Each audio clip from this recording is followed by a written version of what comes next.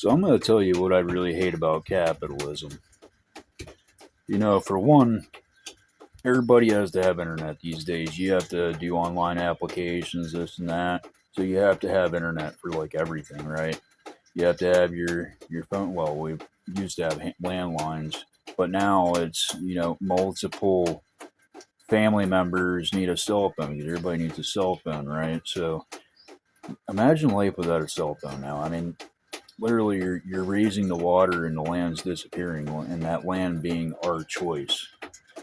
And so it's like with this, like I agree that we should not chop down so many trees, maybe grow some more. But all these tree farms, they don't just give away free trees, and there's so many people that don't see a place for trees; they see a place for buildings.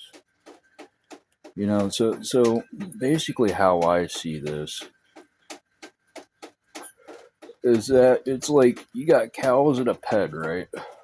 And always, the farmer's telling the cow, you want greener grass, you want away from all these other people, you got to find a way to jump into where the grass is greener than the other pen, and you have to figure out a way to jump that fence without breaking the fence. And remember, you're a cow, so you're not jumping very high. You're definitely not jumping over the moon.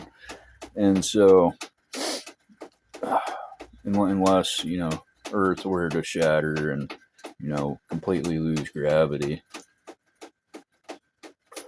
but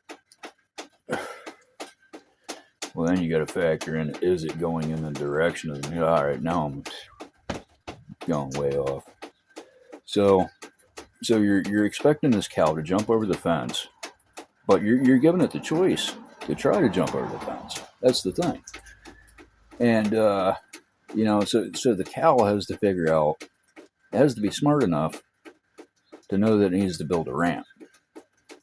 And of course, the other cows aren't going to see it build the ramp because it was smart enough to build a workshop.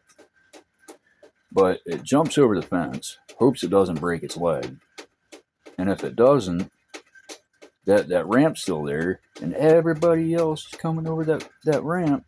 But guess what? They're in the pen of the person that built the ramp, because now they owe them for building that ramp. And what I see happening here, I was just telling my neighbor the other day, I was doing some work for him, but I told him, investors, like he was talking about buying this house behind me that nobody's lived in for 30 years. And I'm saying that the thing about investments is there's only so many things that can be invested in, unless you count like life insurance and stuff like that. Like that to me is completely abstract. There's no materialism behind it. It's literally an abstract forward pay or down payment on an event. Not even, you're spending like $25,000 on a coffin for a dead person. 5,000 to have them cremated. Boy, they used to ship us off in boats and shoot a fire arrow. What the hell happened? Well, we figure out there's profit in abstract. And that's where, like I was saying, the investors, so they're investing in all these buildings, but if they let people move into them, they chance destruction, and that falls on the person that owns the land, right? They got to make them repairs possibly, unless they have some sort of deal where, the person renting the place ends up taking over the damage costs. And well, the thing about capitalism is the king of capitalism is going to figure out how to make that person take all the costs.